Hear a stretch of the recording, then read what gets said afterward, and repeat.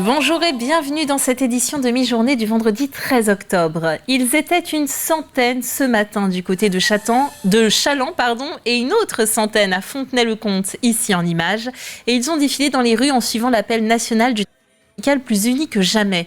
Les revendications sont similaires à celles du mouvement du 7 mars, revalorisation salariale, réforme des retraites ou encore égalité hommes-femmes. Nous ne sommes pas satisfaits de la réponse donnée par le gouvernement et par le pouvoir de Macron. Les problèmes restent. La précarité sociale des étudiants comme des travailleurs est cruciale et importante. Moi, je vais prendre mon domaine d'appartenance, mon champ d'appartenance. Je suis dans le champ de l'enseignement supérieur. Et nous avons une université sur tout le territoire national et aussi en Vendée à La Roche-sur-Yon qui est dans un état problématique, faute de moyens donnés par l'État. Et les services publics de l'enseignement supérieur sont en grand danger. Et les médecins généralistes prennent part à ce mouvement. 40 à 50% des cabinets n'ont pas ouvert leurs portes. Certains ont assuré des consultations sans prendre d'appel de patients. Une mobilisation à l'appel de l'intersyndicale de la profession pour dénoncer une dégradation de l'offre de soins. Toujours plus de patients et moins de moyens humains et financiers. Ils sont épuisés pour le syndicat MG85. Donc les médecins se disent c'est plus possible. Là, alerte grave, alerte rouge. On ferme, ça va être ça, une médecine sans généraliste. C'est ça que vous voulez, pas de médecin traitant en France. Est-ce que la réponse va être uniquement de la téléconsultation ?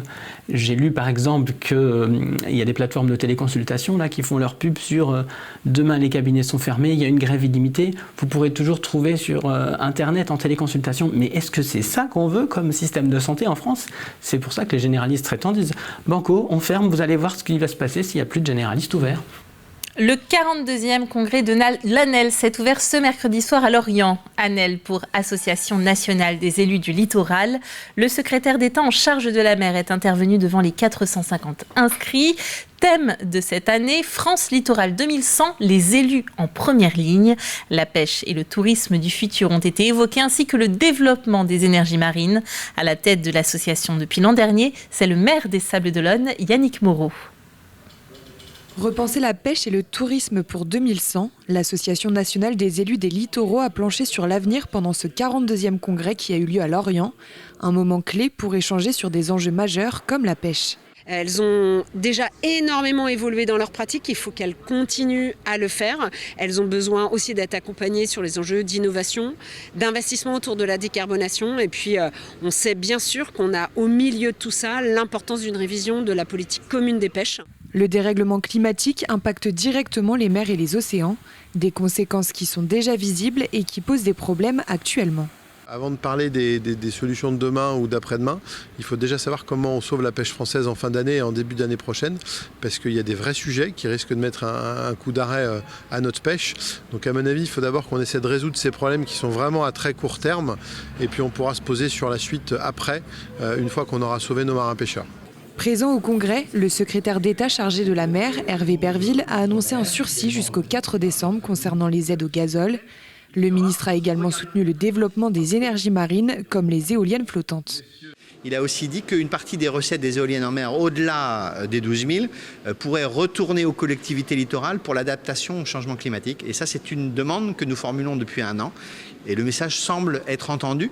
Donc, vous voyez, ce type de congrès des élus littoraux, avec les Vendéens et avec l'ensemble des élus de toutes les façades, fait avancer les sujets, fait avancer nos positions. Tourisme vert, nouvelles techniques de pêche, zones de protection marine, des solutions envisagées et des échanges importants entre les élus pour se tourner plus sereinement vers l'avenir.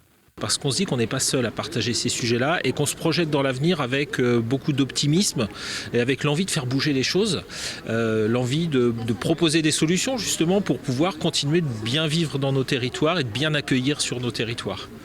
Prochain rendez-vous clé des élus des littoraux français, le sommet des Nations Unies sur les océans à Nice en 2025, un événement mondial pour arriver à un accord pour protéger les océans.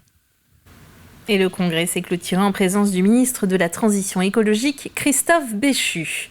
Une belle opération à présent. L'aéroclub luçonnais et Eldor ont invité une quinzaine de personnes de l'accueil de jour La Plaine de Luçon à venir faire leur baptême de l'air. En situation de handicap moteur ou déficient intellectuel, tous ont pu profiter de ces vols découvertes. Andy Flying, dès ces instants inoubliables captés par Cyril Guillet. Alors, regarde, lève ta jambe. Voilà, on va mettre... Voilà. Si pour quelques-uns, l'installation dans le cockpit a nécessité un peu d'aide, une fois dans l'appareil, il ne leur restait plus qu'à en profiter et en prendre plein les yeux. C'était beau, c'était bien, c'était joli d'en haut. On repartirait bien. Handicapés moteurs ou déficients intellectuels, ce matin-là, ils étaient une quinzaine à prendre leur envol pour la première fois. J'ai fait les Guyot-sur-Mer, La Faute, Trièze et Luçon. Donc nous, on aime se dire que l'impossible est possible. On a beau être en situation de handicap, on a beau avoir des difficultés, de pouvoir les dépasser, c'est une force encore en plus que chacun d'entre eux peut obtenir. Sur l'aérodrome des Guifettes, le ballet des appareils s'est enchaîné toute la matinée. Réalisé avec le soutien du comité régional ULM des Pays de la Loire, ces journées de vol découverte Handi-Flying font partie de ces missions. On a pour fonction d'organiser des journées événementielles, comme ça en s'appuyant sur des structures locales pour faire des journées en direction de différents axes qui sont les femmes, les jeunes, les handicapés, le sport et la sécurité. Une fois le plancher des vaches retrouvé, les avis étaient unanimes. Super sensation, super paysage. J'étais très contente, j'avais déjà pris l'hélicoptère mais jamais l'avion, donc là c'était une toute première fois, donc prête à recommencer s'il le faut. De son côté, Marie a pu s'installer à bord de cet hydravion et prendre les commandes de l'appareil. On a fait une première leçon, montée et descente. J'ai une polio à l'âge de 6 mois, donc j'ai un petit mollet tout maigre, donc j'étais un peu handicapé de mon côté. La vie a fait que j'ai eu la possibilité malgré tout d'être pilote de ligne. Et donc j'ai toujours en tête la possibilité que nous tous, un jour, on se retrouve en fauteuil roulant sur un accident de voiture, sur un pépin, une maladie, quelque chose. Donc on est de la même famille finalement. Tout au long de la journée, les résidents de l'accueil de jour de Luçon ont fait le plein de sensations. Ils rentreront fiers d'avoir relevé ce défi, des images plein la tête.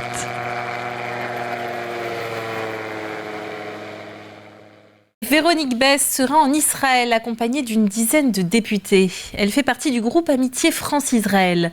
Objectif du déplacement, porter le soutien de la France. Elle devrait rencontrer des familles de victimes et d'otages ainsi que l'ambassadeur de France en Israël. Véronique Besse s'envolera ce dimanche soir.